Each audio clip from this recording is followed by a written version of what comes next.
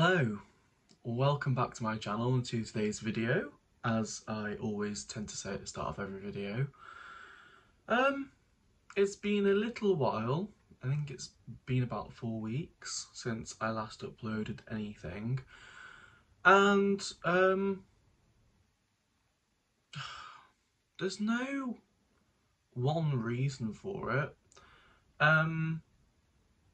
but I thought I'd come and check in with you all. I've just finished work for the day. It is Friday. I've been working from home, so I am being lit artificially, so sorry for the glare on my glasses, but there's not much I can do about that. Yeah, there's no particular reason why I haven't uploaded anything recently. A whole combination of life is really busy. YouTube's just simply gone to the back of my mind, I guess. I've not been thinking about what I can film for you, and to be honest, since I started filming YouTube videos, what would it be? Was it the start of 2021? So we're talking 3 years now. I don't think I've really had a break from it, if you can call a month a break from it. And yeah, it's just what it is. There's no particular reason. But yeah, life is very, very busy. I was warned about this because uni is getting increasingly more, pressured. The pressure's building. I say I was warned about this because, having spoken to the people in the year above me, they said that, you know, first term is okay, still busy but manageable. Second term, batten down the hatches, it gets intense. And then the final term after Easter should be a little bit less intense. But this is all building up towards the second year of the course. So for anyone who's not aware, at the moment I do uni on a Monday and Tuesday, and I'm in work Wednesday to Friday.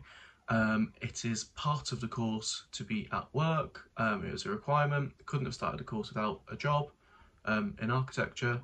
For anyone watching this who doesn't know, I am an architecture master's student, so the 3 days a week that I'm working is at an architecture practice.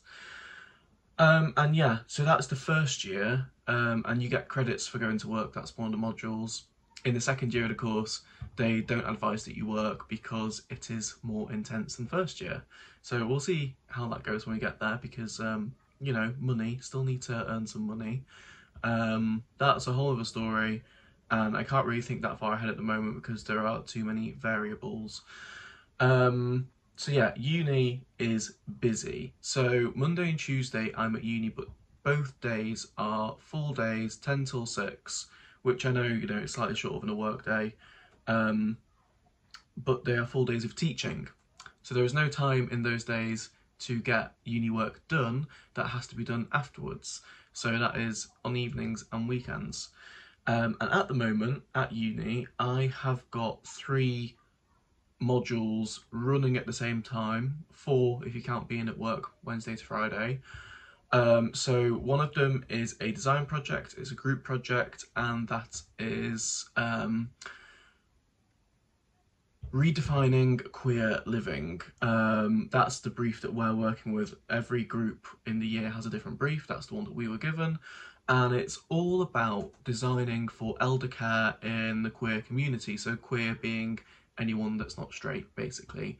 And the reason behind that is because a lot of queer people end up going back in the closet when they move into a retirement home, because quite often residents in retirement homes aren't quite as inclusive as people in modern day society, certainly the younger generations. And so it's about creating a safe space for them to live in, but also a space that's not segregated from community. So we're looking at integrating the community into that as well, with publicly accessible areas. The other factor that we're looking at is the fact that homelessness in queer youths makes up don't quote me on this, but I believe it's about 25% of the homelessness, of the amount of homeless people in the UK.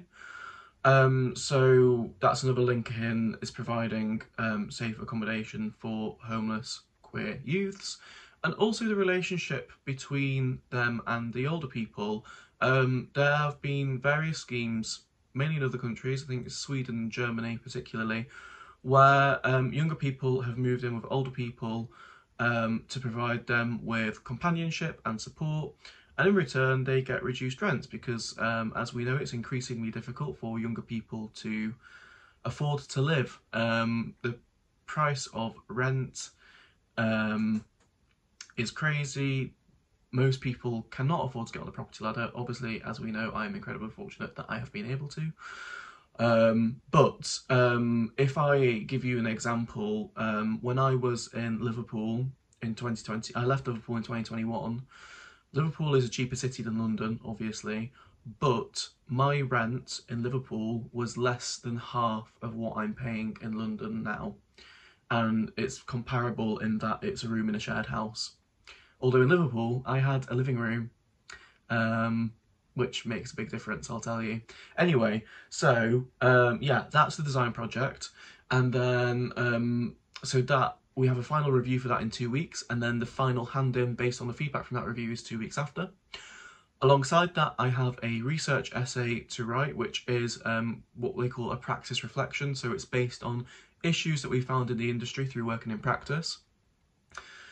And another component of that is a case study based on a project at the practice you're working at, assessing the sustainability aspects of that project. And finally, I have another essay, which is what they're calling our practice manifesto, which the point of which is to discuss what we would do to change the industry, or picking an element of the industry and how we would change it, because trust me, there are several aspects and that I could film multiple videos on. So yeah, that's all going on at uni. Then I'm at work Wednesday to Friday, which I'm really enjoying. I'm starting to work on a variety of projects now. I think I told you guys, but for quite a long time I was working on the redevelopment of London's old City Hall building. It is a building designed in 2000, well, built in 2002. I'm pretty sure it was finished in 2002. Designed by Foster and Partners, who are one of the most famous architects in the UK. It was built for the Mayor of London to have his offices in, and the Greater London Authority. And they moved out in 2021 because of the price of rent. Here we go, similar theme. And the building's been vacant since, and so the company I work for are the architects on redesigning that building. So it's not being demolished, it is being redeveloped. And I can mention it now because it has been in the media. It was a confidential project before that. But yeah, that was a fun one to work on. For anyone who can't picture it, Boris Johnson once described it as the glass gonad. And his father before him, the glass testicle. So yeah, it's that building if you know it. Anyway, I was working on that for quite a while. Then I moved on to another building in London, an office building that's going into construction as we speak. And more recently, I've been working on a new residential development, big master plan in India. All apartment blocks, very nice apartment blocks actually. And yeah, today I was designing a swimming pool for that. So, you know, it's all fun. I'm enjoying work. I've got some great colleagues, having a fantastic time there. It is a really nice environment to work in. The staff are great. The management team are fantastic. They are all supportive and helpful.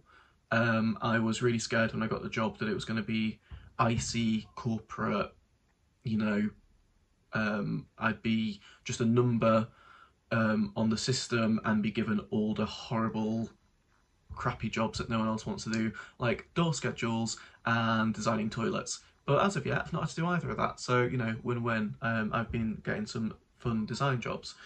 So that's all great. On top of that, obviously I'm trying to keep on top of eBay. My listing has been lacking severely recently, simply because of how busy I am with trying to get my uni work done. But I had some really nice sales. I made a bit of a cull of my wardrobe, so I've been listing some of that, and also sold a couple of designer pieces that I just wasn't using. One of which, well, two of which I actually unboxed on here. So one of them was the Mulberry small brin tote bag. That I bought when I was working at my last job. I bought it in the winter sale of 2022. I used it 3 or 4 times and I just didn't love it. It was quite a bulky crossbody bag, and I just kind of felt like a postman wearing a satchel.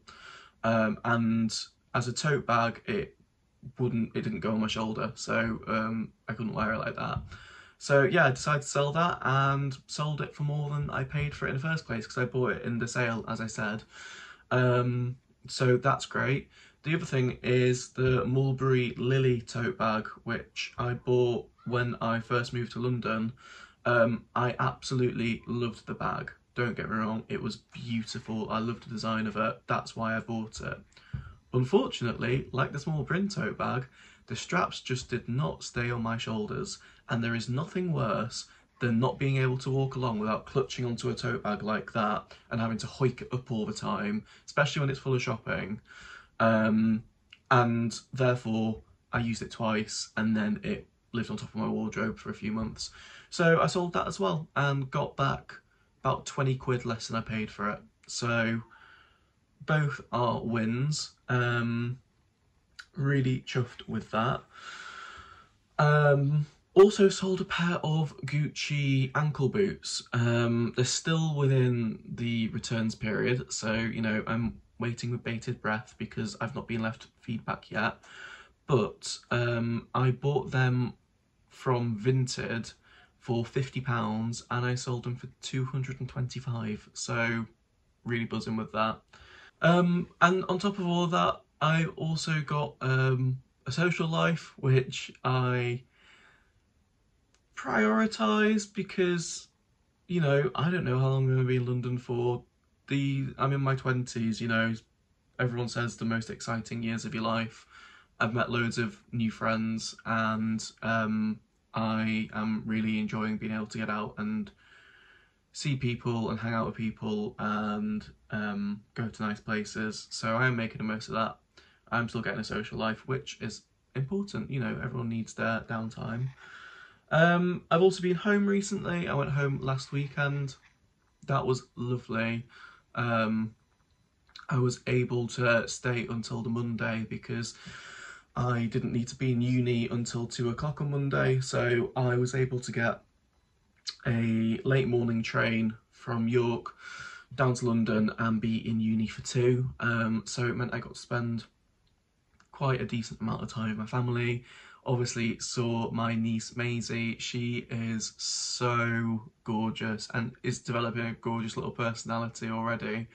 She is at the stage now where she's just a happy little baby, full of smiles and giggles and snuggly, and she is just so precious.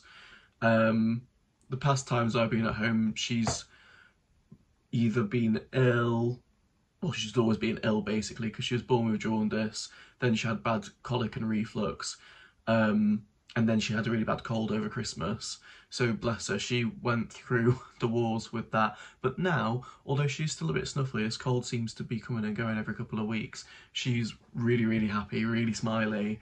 I'm not going to share a picture on here because I very much doubt my sister will want me to put pictures of her all over the internet. But on my private social medias, I have put pictures of her, and yeah, she is totally gorgeous. Also saw my nan. I know a few people like to ask about her. She is absolutely fine. Since she went into that home, she has not changed a bit. In and that's a positive thing, because there does tend to be a trend between older people going into a home and that leading to quicker deterioration. If anything, she's probably a little bit more mobile than she was before she went in there, which is great. You know, she still gets herself about. Whilst she is within the home, she gets about with a Zimmer frame. It's only outside of the home that she needs a wheelchair. So she's still pretty independent. She gets herself up in the morning, gets herself dressed. You know, she can brush her own hair, brush her own teeth. She'll get herself through to the lounge without any help. She gets herself through to the dining room for meals, all of that. Gets herself ready for bed on a night. They help her with getting a bath. But besides that, she's pretty independent. She's happy in there. She's got company, which she didn't have when she was at home. She was pretty much a recluse. So it's great to see her smiling and happy and sat with her mates around her. There's a trio of them that are in the lounge. There's more than them, but in the lounge that she sits in, there's a trio of them that go everywhere together. They don't leave each other's side, and it's really nice to see. It's nice, with me being so far away from home, knowing that she's got that support around her. And she has loads of visitors. She has two sisters that both go every week. Her sister-in-law goes most weeks as well. My mum goes a couple of times a week. My sister goes down with Maisie. So, you know, she's still got a really good quality of life, and I'm happy to see it for her. So yeah, also saw my mate Fran whilst at home, went on a nice walk and had a good catch up with her. But not much else to report really. You know, I've got pretty much a similar schedule as the last time I filmed one of these catch-up videos, but I just wanted to come on and say hello and say I've not slipped off the face of the earth. I am still here. And as and when, you know, it strikes me to make a video, I will do. I think at this point in time, I can't commit to giving you 1 to 2 videos a week like I was doing. It's just not realistic for me at the moment. And you know, YouTube ultimately for me is a hobby. I make no money from it.